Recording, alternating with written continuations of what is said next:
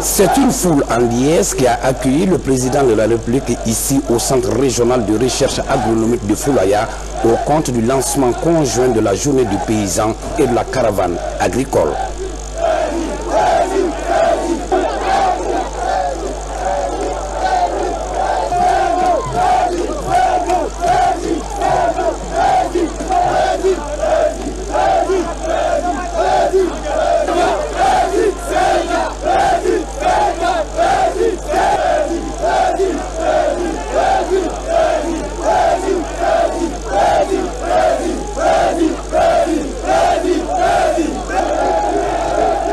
Découlant du protocole d'accord entre la Guinée et le Maroc signé en mars 2014, cette journée, première du genre en Guinée, vise la modernisation du secteur agricole pour une agriculture performante en Guinée.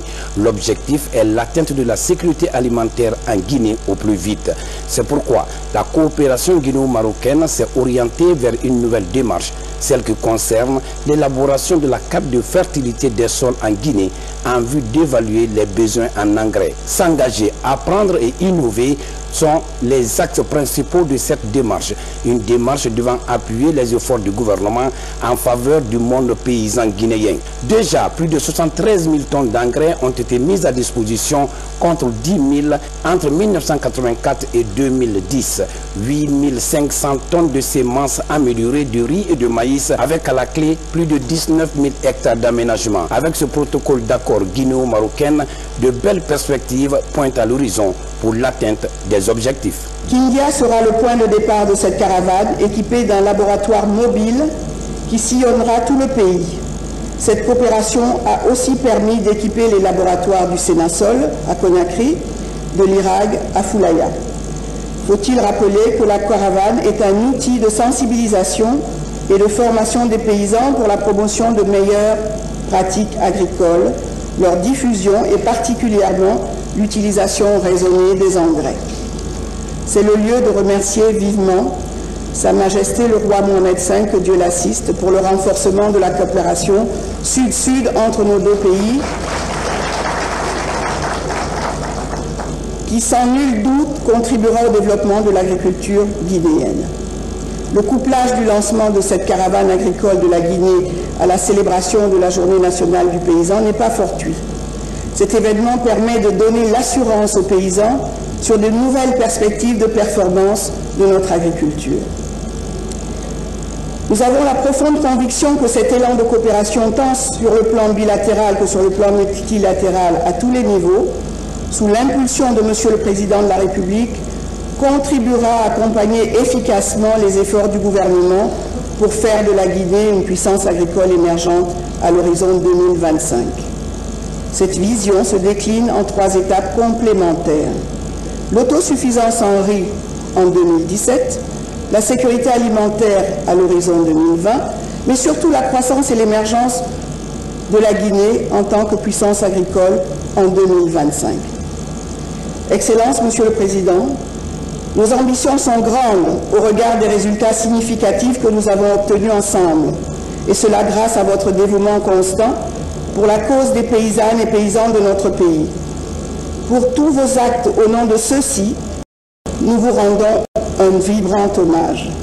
Pour terminer, Mesdames et Messieurs, nous voudrions encore remercier et féliciter solennellement le Président de la République et son gouvernement pour leur attachement au secteur agricole et particulièrement aux productrices et producteurs de Guinée. Que les partenaires techniques et financiers trouvent ici l'expression de notre profonde gratitude pour les efforts déjà accomplis et souhaitons leur participation active à l'essor de l'économie nationale qui repose sur la modernisation de l'agriculture guinéenne. Pour l'ambassadeur du royaume chérifien en Guinée, il s'agit de faire de cette coopération sud-sud un exemple. Cette caravane que nous dédions à cette occasion aux paysans guinéens permettra de mettre en valeur son labeur grâce aux nouvelles technologies et aux bonnes pratiques agricoles qu'il apprendra sur le terrain sous la supervision de techniciens formés au Maroc et à l'aide d'indications de fertilité fournies par le laboratoire mobile d'analyse des sols. Il est le lieu de noter avec fierté que cette caravane agricole constitue l'un des principaux objectifs du protocole de coopération maroco-guinéen à avoir été mis au point après l'établissement par l'Office chérifien des phosphates d'une première carte de fertilité de 100 000 hectares de sols cultivables, la formation par l'Institut national de la recherche agronomique de cadres et de travailleurs guinéens du secteur agricole et l'équipement du Sénasol et du laboratoire de centre de recherche agronomique de Foulaya. Je voudrais à cette occasion rendre hommage particulier à la présence de Monsieur le Président exécutif de la Fondation Office national phosphate, Office chérifien des phosphates, et Monsieur le Directeur général de l'Institut national de la recherche agronomique. Ce sentiment de fierté est conforté par le fait que cette caravane a pu être mise en place malgré les contraintes que l'on connaît, qui ont été imposées par l'épidémie Ebola. C'est le lieu aussi de se réjouir du fait que cette expérience inédite de la coopération maroco-guinéenne est une illustration parfaite et concrète de la coopération et de solidarité interafricaine. Soyez donc assurés, Excellence, Monsieur le Président de la République, que le Royaume du Maroc, attaché à son africanité et aux valeurs panafricaines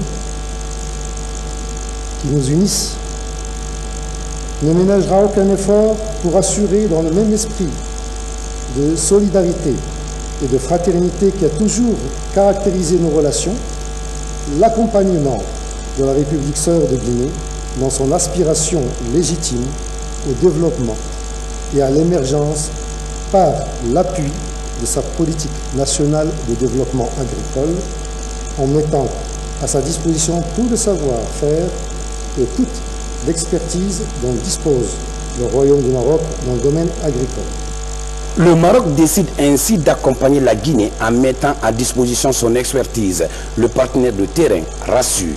Il s'agit pour nous de la consécration d'un travail de longue haleine qui a été mené par des équipes guinéennes et marocaines pour faire en sorte que la technologie agricole nécessaire au développement agricole du pays soit mise à la disposition de tous. L'idée de la caravane est d'apporter au plus près de l'ensemble des paysans la technologie et le savoir-faire de façon à ce qu'ils puissent participer de manière encore plus efficace et encore plus scientifique à la sécurité alimentaire de leur pays. Aussi, le fait de lancer cette caravane aujourd'hui, ici, à Foulaya, est un symbole particulièrement important pour nous, parce qu'il s'agit de la première caravane aussi ambitieuse que nous lançons en dehors du Maroc. J'espère, et nous espérons tous, que l'accès au savoir et l'accès à l'agriculture raisonnée va pouvoir être répandu dans l'ensemble du pays pour le plus grand succès du paysan guinéen, en espérant que ce ne soit qu'un commencement dans une coopération agricole encore plus forte à l'avenir. Cette journée du paysan guinéen couplée de la caravane agricole touche tous les domaines du secteur en vue de partager des meilleures pratiques agricoles et développer la carte de fertilité des sols en Guinée. Pour le président de la République, la Guinée doit profiter de l'expérience des autres pays pour parfaire sa stratégie agricole. La Guinée doit être une puissance agricole bien avant, parce que nous avons toutes les potentialités et nous savons comment. Mais il faut qu'on casse cette bureaucratie. Nous avons des cadres très compétents dans Proca et autres, etc. Mais à côté de ça, nous avons la bureaucratie. Il faut qu'on permette à ces cadres qu'ils soient plus libres, qu'on leur donne plus d'autonomie que la bureaucratie pèse moins sur eux. Donc on va faire en sorte maintenant que leur budget soit directement affecté à eux et qu'ils ne soient plus bloqués par la bureaucratie du ministère. Voilà des réalités concrètes qui font qu'on n'est pas ambitieux, mais 2025. Pourquoi? On va pas attendre 2025. Pourquoi? Nous avons aujourd'hui, nous sommes admis à l'Agora. Et les États-Unis reconduisent l'Agora. Nous avons des très belles mangues. Nous sommes en train de mettre à l'aéroport les capacités de frigo pour qu'on puisse exporter. Nous avons cette potentialité. Mais qu'est-ce que la Guinée exporte?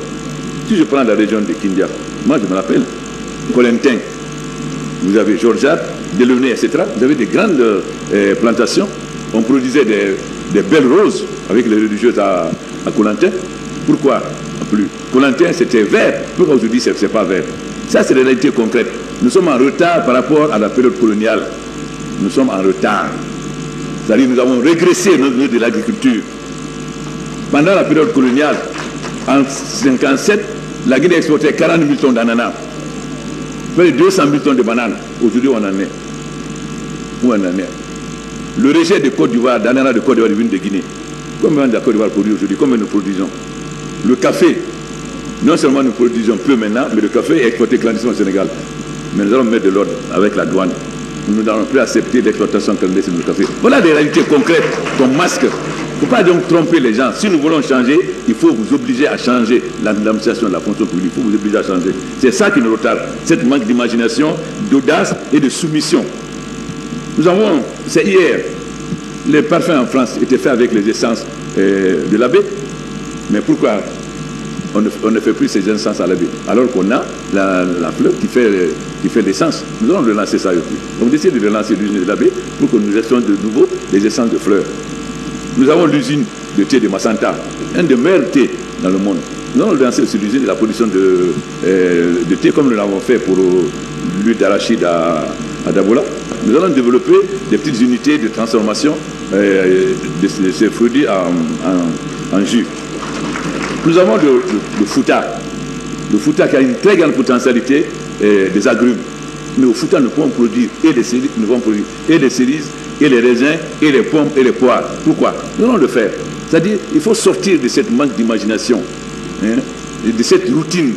Si vous êtes en retard, c'est parce que votre administration ne marche pas, parce que vos fonctionnaires sont paresseux, parce que s'il n'y a pas d'argent, personne ne s'en occupe pas. Quand il y a un financement, il ne gagne rien dedans, il ne s'en occupe pas. Mais ça aussi, ça va finir, parce que nous avons mis en place maintenant un conseil présidentiel. Et ces jeunes cadres qui étaient venus des États-Unis de Londres ne sont pas dans la bureaucratie que vous avez connue avant. Et ils vont m'aider à suivre tous les ministères pour qu'il n'y ait plus de retard et que les fonds soient débloqués à temps. Nous allons prendre un décret pour l'utilisation des fonds multilatéraux et bilatéraux pour que nous avons beaucoup de besoins et notre capacité d'absorption est faible. Voilà l'incohérence. Mais nous avons besoin de dépasser. Si on a 100, on doit être capable de dépasser 110. Sinon, si vous dépensez 110, les gens sont encouragés. Mais si vous avez 100, vous dépensez 50, qui va vous aider?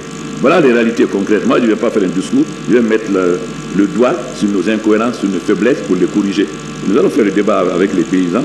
Mais les paysans, nous avons pris des engagements. On a fait un pacte. Nous avons dit, nous vous livrons l'engrais et les herbicides à vos domiciles à moitié prix.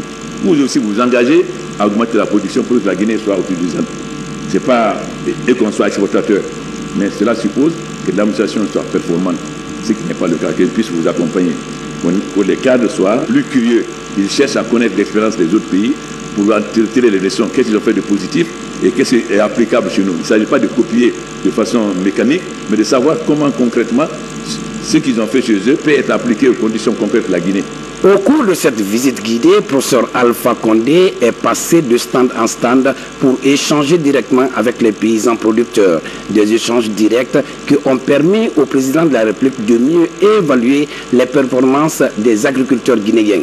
Des laboratoires de recherche jusqu'au village agricole, en passant par l'exposition des machines agricoles, le professeur Alpha Condé n'a pas caché sa détermination d'aller avec le monde paysan pour une sécurité alimentaire garantie.